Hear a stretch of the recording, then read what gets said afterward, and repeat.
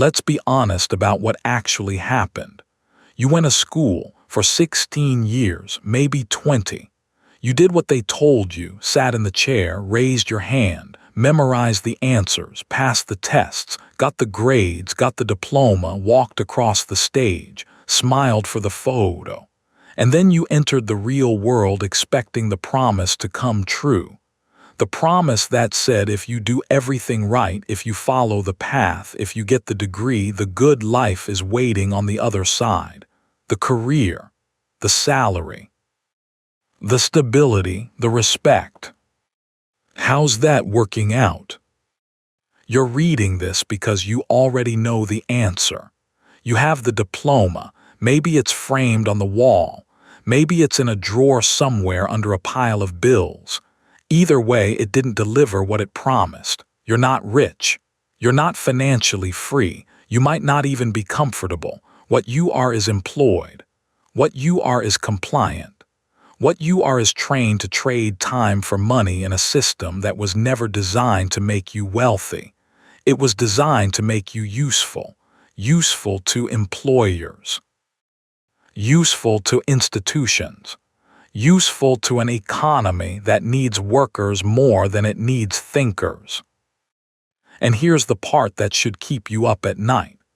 You're doing the exact same thing to your children, right now, today, pushing them into the same system, pressuring the same grades, demanding the same obedience, promising the same lie. Study hard, get good grades, get into a good school, get a good job. That script was written 100 years ago for an economy that no longer exists. And you're reciting it to your kids like gospel because nobody ever told you there was a different script. Let's talk about what the numbers actually say. The average student loan debt continues to climb year after year, with graduates carrying tens of thousands in debt before they've earned a single paycheck. Studies consistently show that the majority of college graduates end up working in fields unrelated to their degree. Research from Georgetown University found that while a college degree does increase lifetime earnings on average, the gap has been narrowing, and the return on investment varies wildly depending on the field, the institution, and the debt incurred. Meanwhile, the fastest-growing wealth demographics are entrepreneurs, freelancers, and self-taught digital professionals. People who didn't follow the script. People the system would have called failures. You spent the best years of your learning life being trained to follow instructions, to memorize instead of think, to seek approval instead of create value, to fear failure instead of learn from it, to wait for someone else to tell you what to do next. And now you carry that training into everything you do, into every financial decision, into every career move, into every moment where opportunity presents itself and you hesitate because something inside you is waiting for permission that will never come. You wait for approval from bosses, from partners, from institutions. You seek validation before you act. You follow the safe path even when the safe path leads somewhere you don't want to go. You avoid risk the way you avoided wrong answers on tests. Instinctively, reflexively, without questioning whether the avoidance serves you or imprisons you. Not because you're naturally cautious, because you were systematically trained to be cautious. 16 years of conditioning doesn't just disappear because you walked across a stage in a cap and gown. It becomes your operating system, the invisible software that runs every decision you make. And you're installing that same software into the next generation without stopping to ask whether it's the right program for the world they're actually going to live in. This audiobook is going to show you exactly how the education system programmed you for obedience instead of wealth, how it systematically trained the entrepreneurial, creative, risk-taking capacity out of you, how it built a version of you that's optimized for employment and allergic to the behaviors that actually create financial freedom. And most importantly, how you can stop passing that programming to your children and start raising them for the world that actually exists instead of the world that existed 50 years ago. 5 chapters. How school actually trained you. What it didn't teach you that matters more than anything it did. How the obedience programming shows up in your financial life right now. What wealthy people teach their children that the school system doesn't. And how to reprogram yourself and your kids for financial intelligence in a world that has fundamentally changed. By the end of this hour, you won't have a get-rich-quick scheme. That's not what this is. But you'll see the system clearly for the first time.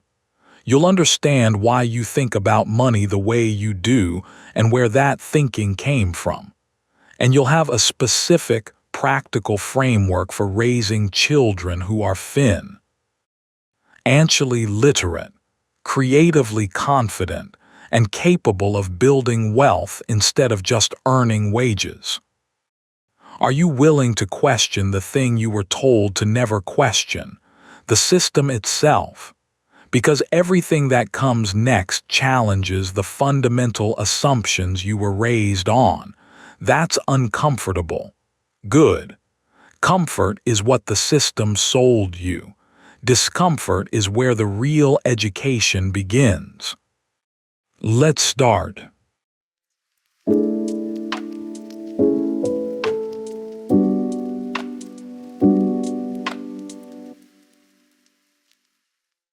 Chapter 1. How School Trained You. The real curriculum nobody talks about. There are 2 curriculums in every school. The official one is on the syllabus. Math, science, history, language. The unofficial one is never written down, but it's the one that actually shapes your life. It's the one that trained your relationship with authority, risk, failure, money, and your own potential. And it's the one nobody ever asks you to examine. Let's look at the unofficial curriculum. The one you absorbed through thousands of hours of repetition without ever being told you were learning it. Lesson 1. Obedience is rewarded. Sit down, be quiet. Raise your hand, wait your turn, follow the instructions. Don't challenge the teacher, don't question the assignment, don't deviate from the plan. From the first day of school, you learned that compliance equals approval. The good students were the obedient ones, not the curious ones, not the creative ones, not the ones who asked why too many times. The ones who did what they were told when they were told the way they were told to do it. Those students got gold stars. Those students got praise. Those students got recommended. And the message was clear. If you want to succeed, obey. This is crucial. This lesson didn't stay in the classroom. It became your career strategy. Show up on time. Do what the boss says. Don't rock the boat. Follow the process. Wait for the promotion. The same compliance that earned you an A in 3rd grade is the same compliance that keeps you employed but never wealthy. Because wealth isn't built through obedience. Wealth is built through initiative, calculated risk, and the willingness to do things differently from what you've been told. The education system trained that willingness out of you before you were 10 years old. Lesson 2. There is one right answer. Every test you ever took had correct answers and incorrect answers. One right way to solve the problem. One right interpretation of the text. One right date for the historical event. Your entire academic career was built on the premise that for every question there is one right answer and your job is to find it, not create it, not debate it, not question whether the question itself is the right one. Find the existing answer and repeat it back. Most people miss this about how the one right answer training affects your adult life. In the real world, in business, in wealth building, in creative problem solving, there is almost never one right answer. There are multiple approaches, multiple strategies, multiple solutions, and the people who build wealth are the ones who can see options that others can't, who can think laterally, who can hold ambiguity and uncertainty without panicking. The education system didn't train you for ambiguity. It trained you for certainty. And certainty is a luxury that doesn't exist in the world where money is actually made. Lesson 3. Failure is punishment. You got a bad grade. What happened? Disappointment from teachers, concern from parents, maybe shame in front of classmates who saw the red marks on your paper. Maybe restriction of privileges at home, maybe a meeting with the principal, maybe the look on your mother's face that said more than any words could. The message was unmistakable, and it was delivered thousands of times across your educational career. Failure is bad. Failure means you did something wrong. Failure means you weren't smart enough, didn't study enough, didn't try hard enough. Failure should be avoided at all costs. At all costs. So you learn to avoid failure. You learn to play it safe. You learn to only raise your hand when you were sure of the answer. You learn to only attempt things you were confident you could succeed at. You learn to choose the predictable path over the interesting one, the guaranteed outcome over the uncertain one. And that lesson didn't stay in school. It became the invisible fence around your entire adult life. A fence you can't see. A fence you never decided to build. But a fence that keeps you in a very small yard, while the entire world exists on the other side. Here's what actually happens when you internalize failure equals punishment for 16 consecutive years during the most formative period of your psychological development.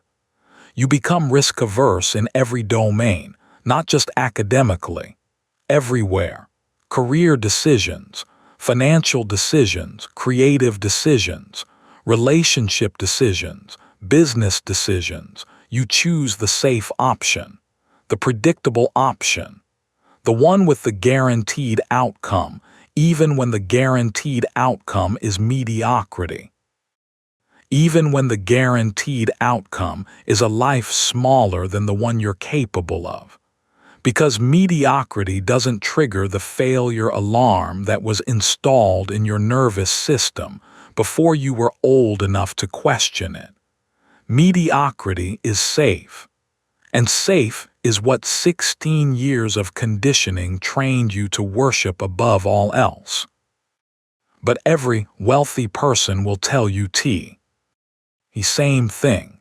Their biggest breakthroughs came from their biggest failures. Every successful entrepreneur failed multiple times before they succeeded. Every investor lost money before they made money. Failure isn't punishment, it's tuition. It's the actual cost of learning how the real world works. The education system taught you that tuition is what you pay to sit in a chair. The real world teaches you that tuition is what you lose when you try something and it doesn't work and you learn from it and try again. Lesson 4. Time belongs to others. For 12 to 20 years, someone else controlled your schedule. What time you arrived. What time you ate. What time you moved to the next subject. How long you had to complete a task. When you could speak. When you had to be silent. Your time was not your own. You lived inside someone else's structure and called it normal because everyone was doing it. And now, You still live inside someone else's structure. It's called a job, 8 to 5, or 9 to 6, or whatever hours someone else decided your time is worth. You traded the school bell for the office clock, the teacher's authority for the manager's authority, the homework for the project deadline. The structure changed. The obedience didn't. The real reason this matters for wealth is that wealthy people don't sell time. They build assets. They create systems. They own things that generate value whether they're present or not. The education system never taught you to think about time as your most valuable non-renewable resource. It taught you to give your time away in exchange for approval. First grades, then paychecks. Same transaction, different currency. Lesson 5. Individual achievement matters most. Your grades were yours. Your tests were taken alone. Collaboration was called cheating. You were ranked against your peers, graded on a curve, positioned in a hierarchy, first in class, last in class. The message was clear. Your individual performance determines your individual worth. Most people miss this about how the individual achievement model fails in the real world. Wealth is almost never built alone. It's built through teams, networks, partnerships, leverage, and the ability to get other people excited about your vision. The richest people in the world aren't the smartest individuals. They're the best collaborators, the best team builders, the best networkers. School taught you to work alone and compete with peers. The real world rewards you for working together and creating value for everyone. These 5 lessons, obedience is rewarded. There is one right answer. Failure is punishment. Time belongs to others. Individual achievement matters most. This is the real curriculum, the invisible one. The one that shaped your financial life, your career trajectory, your relationship with risk, and your deepest assumptions about what's possible for you. And you absorbed every word of it before you were old enough to question any of it. Now let's talk about what the system left out. Because the gaps in your education are bigger than the education itself.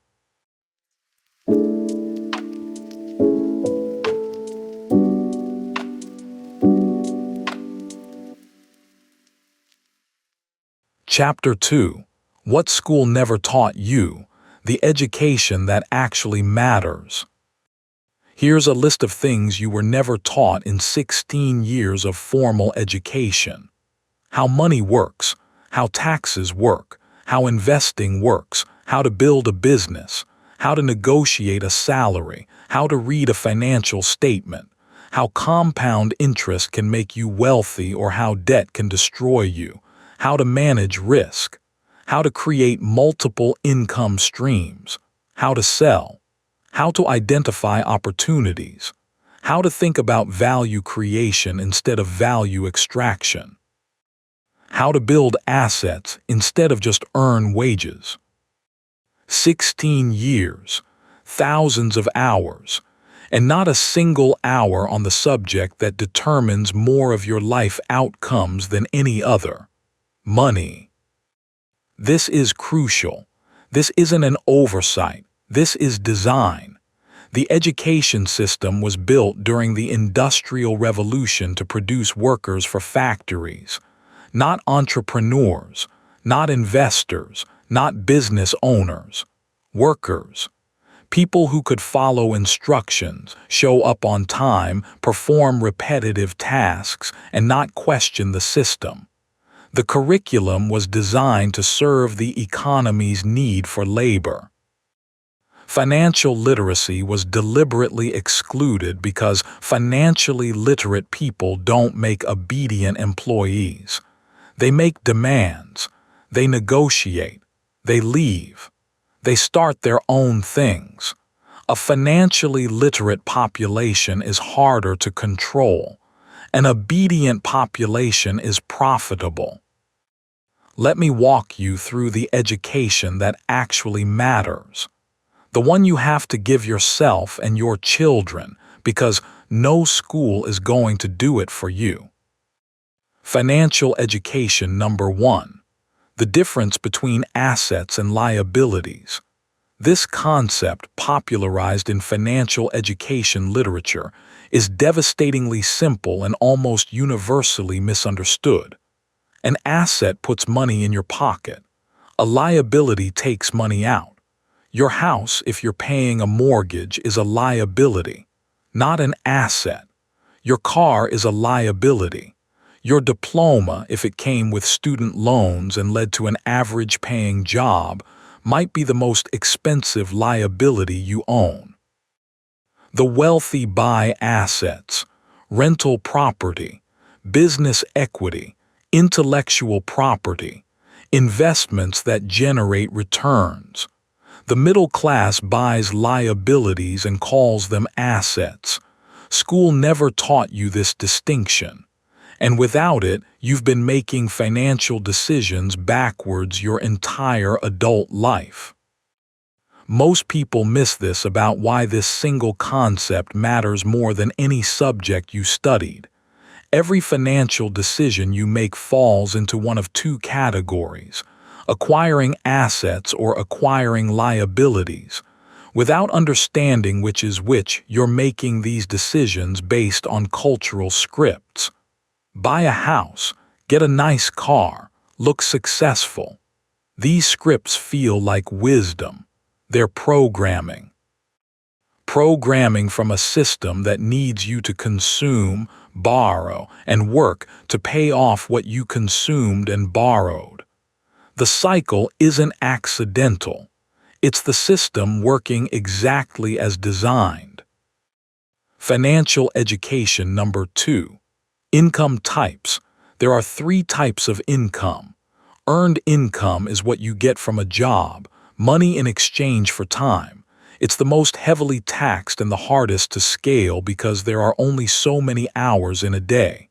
Portfolio income comes from investments, buying low, selling high, dividends. It's taxed differently and doesn't require your daily time. Passive income comes from assets that generate cash flow without your active involvement. Rental income, royalties. Business systems that run without you. The wealthy focus on portfolio and passive income. The middle class is trapped in earned income because school only prepared them for one thing: getting a job, earned income. Financial education number 3. Leverage. Wealthy people understand that you don't build wealth with your own time and your own money alone. You build it with leverage, other people's time, other people's money, other people's expertise, systems that multiply your effort, technology that scales your reach. A single person trading time for money can earn a good salary. A person who understands leverage can build an enterprise. School taught you to do your own work. Wealth requires learning, to build systems where work gets done, whether you're there or not. Here's what actually happens when you compare what school taught you versus what wealth requires. School taught you to be an employee, to exchange time for a paycheck, to follow instructions, to avoid risk, to seek security. Wealth requires you to be a creator, to build things that generate value beyond your personal effort, to take calculated risks, to embrace failure as feedback, to see security not in a paycheck but in your ability to create value regardless of circumstance. These are opposite orientations, and school gave you one while the world demands the other. Financial education number 4. Sales and value creation. Every wealthy person, without exception, knows how to sell. not in the sleazy, manipulative, used car lot way that the word sales probably triggers in your mind.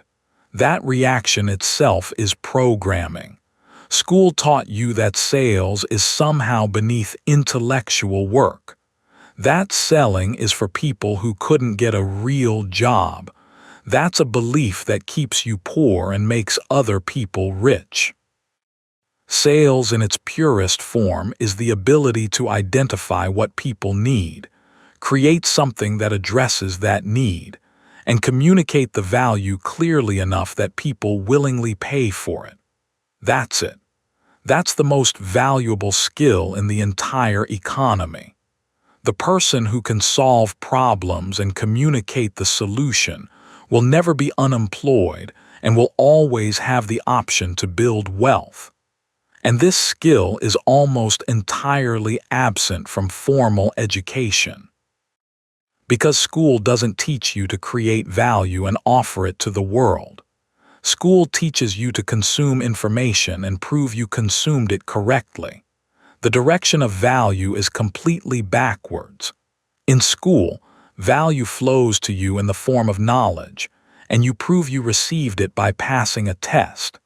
In the real world, value flows from you in the form of products, services, solutions, and ideas, and you're rewarded in direct proportion to how much value you create for others. School trained you to be a receiver, a consumer of information. Wealth requires you to be a creator, a generator of value. These are fundamentally opposite orientations, and the transition from one to the other is the transition from employee mindset to wealth-building mindset. Financial education number 5. The tax system rewards business owners. This is something almost nobody learns in school, and it fundamentally changes the math of wealth building. Employees earn money, get taxed, and then spend what's left. Business owners earn money, spend and invest first, and get taxed on what's left. This isn't a loophole. It's how the tax code is structured. It's designed to incentivize business creation and investment. But you were never taught this because the system needed you to be an employee, not an owner. The entire structure of the tax system favors the people who create businesses and invest in assets. And you didn't know because nobody told you. Because telling you would undermine the pipeline from school to job to paycheck to taxes to retirement at 65. The real reason this gap in your education matters isn't just that you missed out on financial knowledge. It's that the gap was filled with something else. It was filled with an alternative belief system, one that says the path to security is a good job, that saving money is the way to build wealth, that debt is normal, that retirement at 65 is the goal, that someone else will handle the complex money stuff. These beliefs aren't neutral. They're the exact beliefs that keep you dependent on the system and prevent you from building the financial intelligence that would set you free. The education gap isn't empty space. It's occupied territory. And the occupier is a set of beliefs that serve the system, not you. Now let's look at how this programming plays out in your financial life right now. Today, in the choices you're making without realizing they're not really choices at all.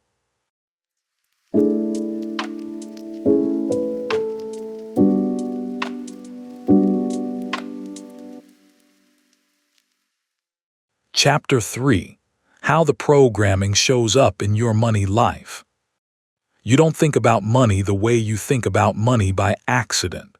Every financial belief you hold, every money habit you practice, every assumption you make about what's possible and what's not, all of it traces back to programming, some from your parents, some from your culture. and a massive amount from the education system that trained you for 16 years to think about value, work, and worth in a very specific way. Let's look at how that programming is running your financial life right now. Pattern 1. You trade time for money and call it normal. You have a job, you go to work, you get paid, the end. This feels natural because it's all you've ever known, but let me ask you something. If you stopped showing up tomorrow, would money keep coming in? For most people, the answer is no. If you stop working, the income stops. That means you don't have a financial system. You have a dependency. You are the system. And if you break down, get sick, lose your position, or simply burn out, the whole thing collapses. This isn't security. This is the illusion of security maintained by the regularity of a paycheck. Wealthy people don't depend on their presence to generate income. They build things that generate income with or without them. You haven't built those things because school never taught you they existed. School taught you that showing up and performing your role is how life works. It's how employment works. Life is bigger than employment. This is crucial. The time for money trap isn't just about income. It's about psychology. When you've been trained to equate your value with your productivity, you start believing that your worth is determined by how hard you work. You wear exhaustion as a badge. You feel guilty when you rest. You measure your days by output. This is the obedience training expressing itself as a work ethic. And while work ethic is valuable, it becomes a prison when it's the only strategy you have. Working harder inside someone else's system will make them wealthy. It will make you tired. Pattern 2. You avoid risk like it's a disease. Someone mentions investing and you feel anxiety. Someone suggests starting a business and you immediately think of everything that could go wrong. Someone proposes an unconventional career path and you instinctively look for the safe alternative. This isn't wisdom. This is the failure equals punishment programming running in the background. Your brain was trained for 16 years to associate risk with negative consequences. Bad grade, teacher disappointment, parent concern, social embarrassment. So now, as an adult, you avoid financial risk the same way you avoided academic risk. You choose the mutual fund that guarantees modest returns over the investment that could multiply your money because the guarantee feels like an A, and the possibility of loss feels like an F. You stay in the job that pays adequately over the business idea that could pay extraordinarily because the job feels like passing, and the business feels like a test you might fail.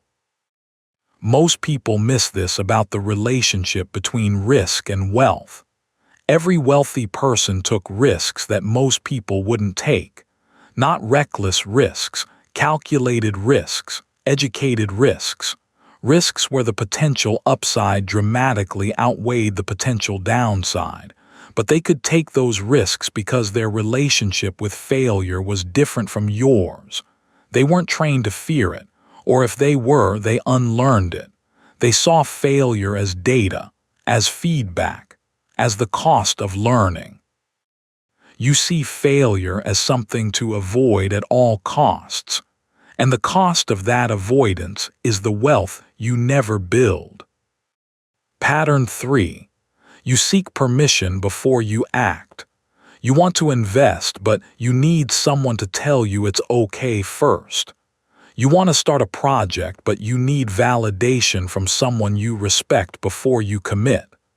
You want to negotiate your salary, but you wait for the right time, the right signal, the right invitation from someone above you to have that conversation. You want to try something new with your career, but you need your partner, your parents, your friends to co-sign the decision before you'll move. This is the hand-raising programming. It's deep, it's powerful, and it's invisible to you because it feels like prudence. In school, you didn't speak until called on. You didn't act until instructed. You didn't move to the next task until the teacher said it was time. You didn't leave the room without asking. You didn't deviate from the assignment without approval. For 16 years, every action required authorization from someone with authority over you. That conditioning didn't dissolve at graduation. It followed you into adulthood. You're still waiting for the bell. Still waiting for someone with authority to tell you it's your turn. Still raising your hand in rooms where nobody is calling on anyone. But in the real world, especially in the world of wealth creation, nobody gives you permission. Nobody calls your name. Nobody tells you it's time. The people who build wealth don't wait. They act. They decide. They move. Not recklessly, but with conviction. The permission you're waiting for doesn't exist. It was an illusion created by a system that needed you to stay in your seat until someone else decided you could stand. Here's what actually happens when these patterns compound over a lifetime.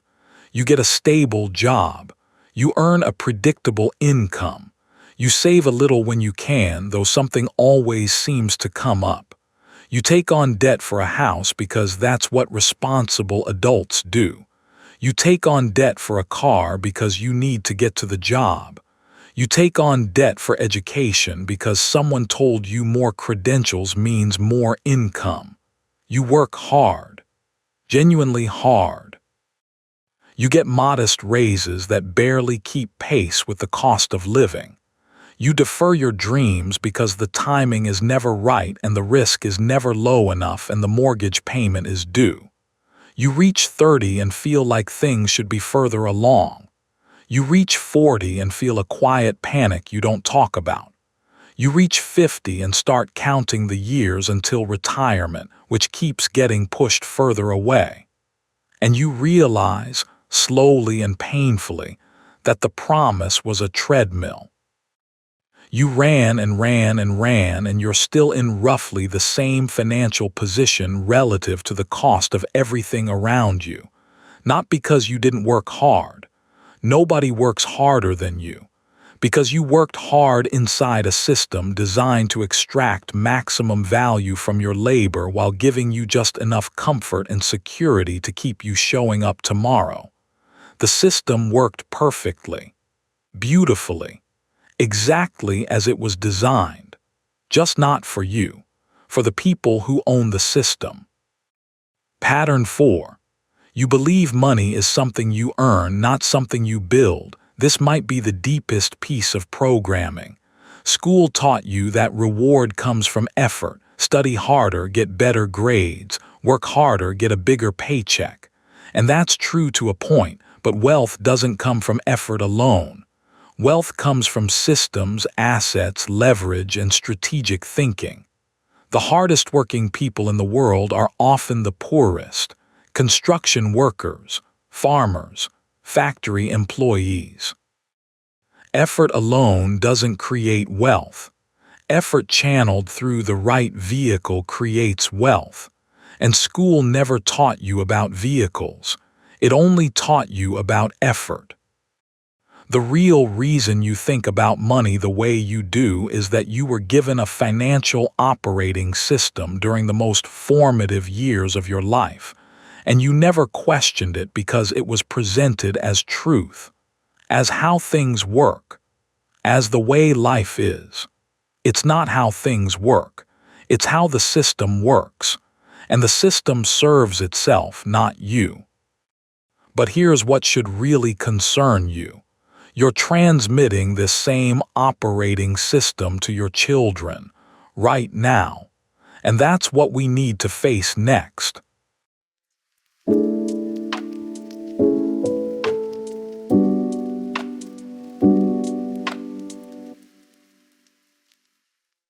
Chapter 4. what you're teaching your kids without knowing it. You love your children, that's not in question. Everything you do for them comes from that love. The push to study, the demand for good grades, the concern about getting into the right school, the insistence on a good education. All of it comes from wanting the best for them. But wanting the best and delivering the best are not the same thing. And right now, driven by love, you are installing the same outdated financial operating system into your children that was installed in you. And it's going to cost them the same way it cost you. Let's look at what you're actually teaching them, not what you think you're teaching them, what they're actually learning from watching you and listening to you. You're teaching them that security comes from employment. Every time you say, study hard so you can get a good job, you're encoding the belief that a job is the highest aspiration, that employment is the destination, that the goal of all education is to become useful to someone else's business. You're not telling them they could build businesses. You're not telling them they could create things. You're not telling them they could own assets that work for them. You're telling them to become the highest quality employee possible, which means the highest quality servant to someone else's financial vision. This is crucial. Your children are growing up in a world that is fundamentally different from the one your education prepared you for. The internet has democratized entrepreneurship. A teenager with a laptop can build a business that reaches the global market. Artificial intelligence is automating exactly the kind of routine, instruction-following work that the education system trains people for. The jobs that school prepares your children for are the jobs most likely to be automated or displaced within their working lifetimes. You're preparing them for a world that's disappearing while the world that's emerging requires entirely different skills. Creativity, adaptability, digital literacy, financial intelligence, entrepreneurial thinking, risk tolerance, self-directed learning. The education system teaches almost none of these. You're teaching them that failure is shameful. When your child comes home with a bad grade, what happens? Even if you don't yell, even if you don't punish, your face communicates concern. Your voice communicates disappointment. The energy in the room shifts, and the child learns. Failure makes the people I love unhappy. Failure should be avoided. Now multiply that lesson by hundreds of tests, thousands of assignments over 12 to 20 years. You've trained a human being who is terrified of trying anything that might not work. And in a world where innovation, entrepreneurship, and creative problem solving are the most valuable skills, fear of failure is the most expensive disability you can give your child.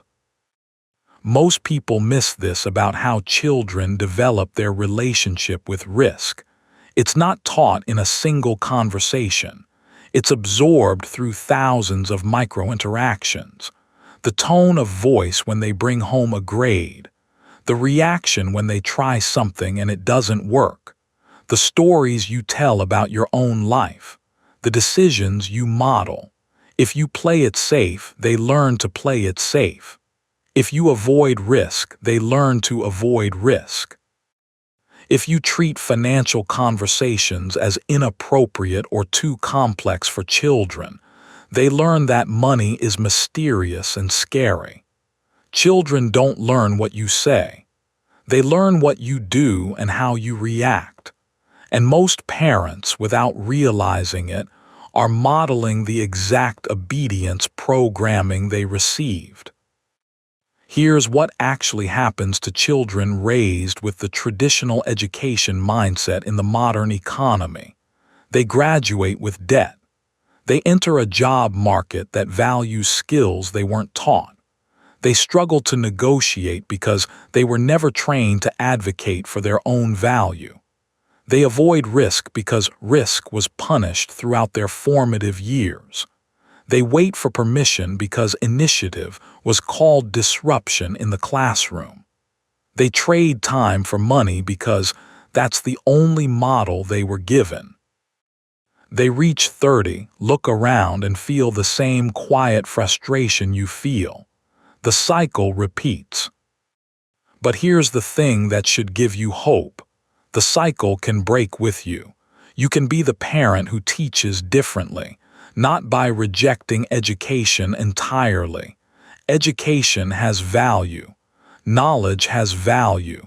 Critical thinking has value. But by supplementing the system's curriculum with the curriculum it deliberately leaves out, the financial curriculum, the entrepreneurial curriculum, the real-world curriculum. What do wealthy families teach their children? They teach them about assets, liabilities, and cash flow from a young age. They give them small business experiences in childhood. Lemonade stands evolve into real ventures. They reframe failure as learning. They celebrate the attempt. PT more than the outcome. They discuss money openly at the dinner table. They model risk-taking. They teach negotiation, value creation, and the difference between working for money and making money work for you. They don't tell their children to get a good job. They tell their children to create value in the world and the money will follow.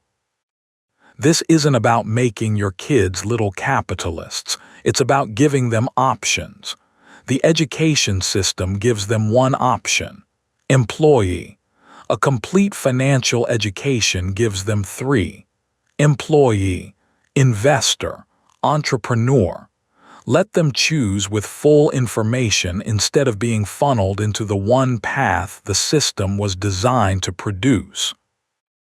The real reason to change what you teach your children isn't just financial, it's existential.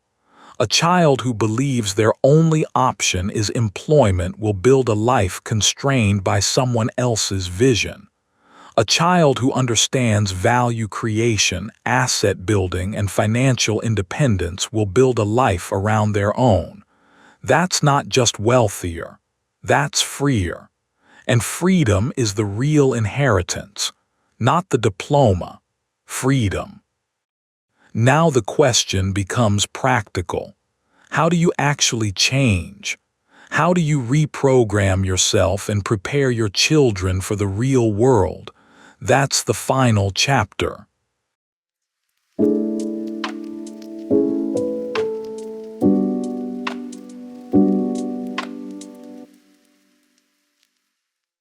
Chapter 5. The Reprogramming, What to Do Now. Understanding the problem is necessary, but understanding alone changes nothing. You need a new operating system, one that replaces the obedience programming with financial intelligence, entrepreneurial thinking, and the skills that actually build wealth in the modern world. This chapter is the installation guide for you and for your children. Reprogramming Step 1. Fix your own financial education first. You can't teach what you don't know, and right now you have a 16-year education with a massive hole where financial literacy should be. Start filling it. Read about personal finance, investing, and wealth-building principles. Not once, continuously. Make financial education a permanent part of your life the way the system made compliance a permanent part of your identity. Understand the difference between assets and liabilities and audit your own finances honestly.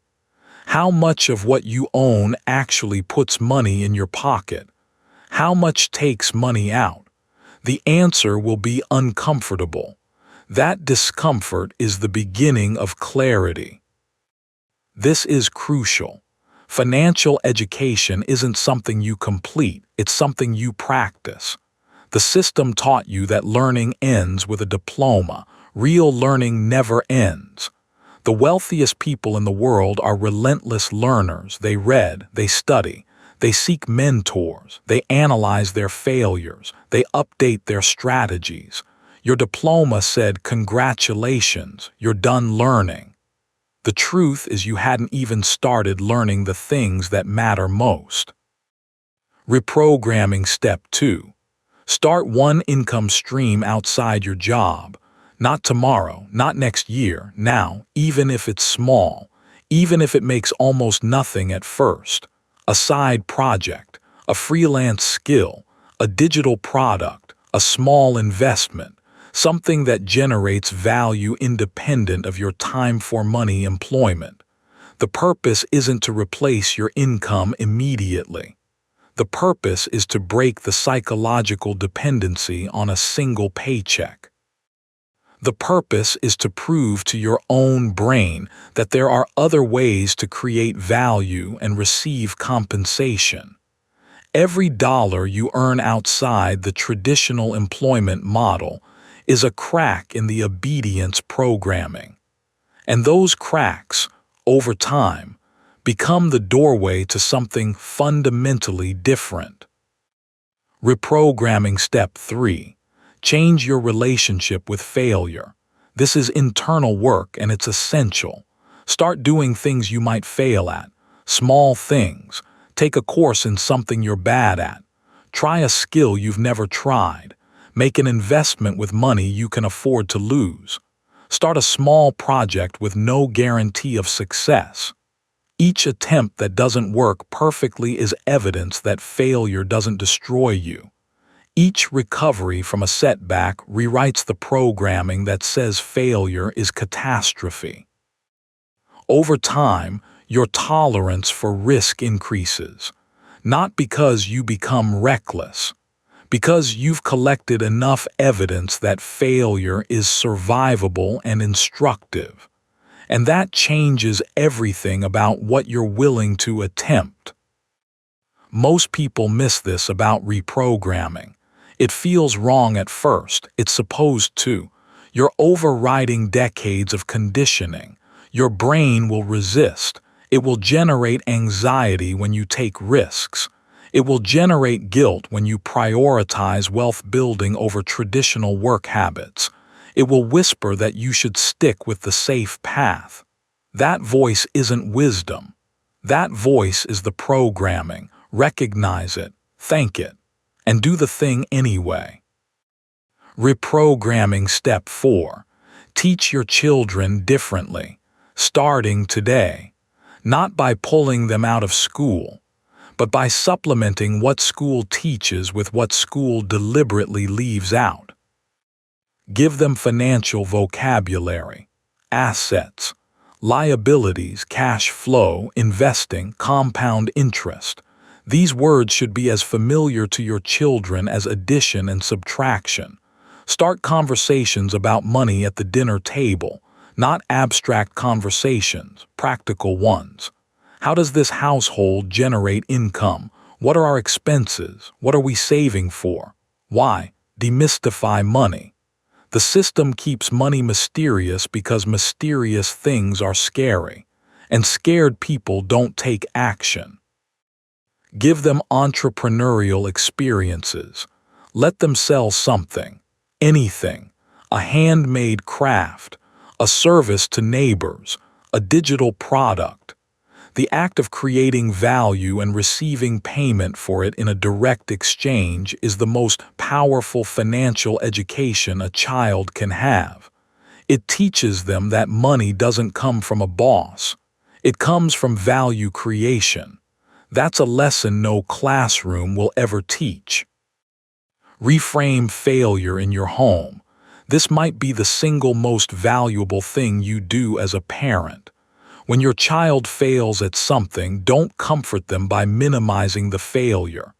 It's okay, it doesn't matter. It does matter. And they know it matters. Don't punish them either. Both responses teach the wrong lesson. Instead, ask them what they learned. Sit with them and examine the failure like scientist X. A meaning data. What happened? What didn't work? What would you try differently next time? What did this teach you that success wouldn't have? Make the failure a source of information, not a source of shame. Make the attempt the thing you celebrate, not just the outcome. When your child takes a risk and it doesn't work out, when they try something ambitious and fall short, when they put themselves out there and get rejected, tell them you're proud they tried, not as a consolation, as a genuine statement of admiration. Mean it, because the willingness to try things that might not work is the single most important predictor of success in the modern economy. And it's the thing the education system works hardest to eliminate. This single shift in how you respond to your child's failures will fundamentally change their relationship with risk for the rest of their life. One generation of parents who celebrate the attempt instead of only the achievement could produce a generation of adults who aren't afraid to build, create, invest, and innovate.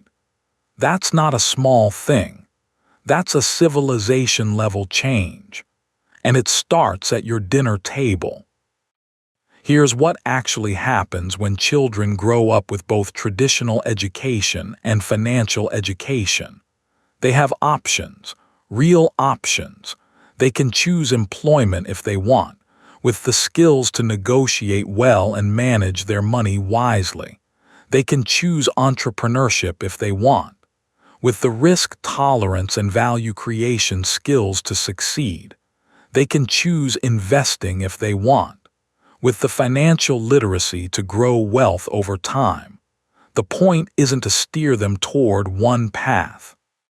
The point is to give them a complete map instead of the narrow corridor the system provides. Reprogramming Step 5. Stop measuring your life and your children's lives by the system's metrics. Grades are not intelligence. A diploma is not competence. A job title is not worth. A salary is not wealth. These are the system's metrics. They measure how well you conform, not how well you live. Start measuring by different standards. How much financial freedom do you have? How many income streams feed your household? How resilient is your financial life to disruption? How capable is your child of creating value in the world? How comfortable are they with uncertainty? How creative is their thinking? These metrics matter more than any report card ever will. The real reason this reprogramming matters isn't just about money. Money is the vehicle, not the destination. The destination is freedom. The freedom to choose how you spend your time. The freedom to build something that reflects your values. The freedom to give your children a genuine head start instead of a recycled script.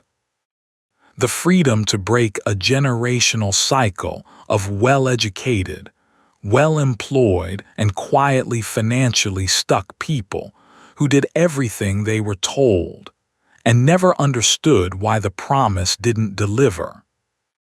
The diploma gave you knowledge. That has value. But it also gave you a set of invisible chains. Chains made of obedience, risk aversion, single-income dependency, and the belief that someone else's system is the only way to live. You can see the chains now. That's step 1. Removing them is step 2.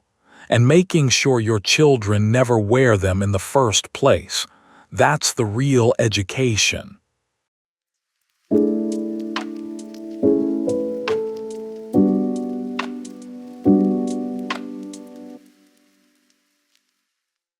Let's be direct about where you are right now. You've spent the last hour hearing things that challenge the fundamental narrative you were raised on.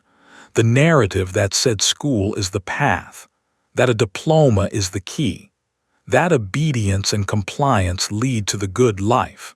And some part of you is uncomfortable, not because what you heard is wrong, because you know it's right, because you've felt it for years. The quiet frustration of doing everything you were told and ending up somewhere that looks nothing like what they promised. Here's what most people will do with this information. They'll agree with it, they'll nod. They'll feel a brief flash of anger at the system, and then they'll go back to the same patterns tomorrow. Same job, same financial habits, same script to their kids. Study hard, get good grades, get a good job. Because changing is harder than complaining.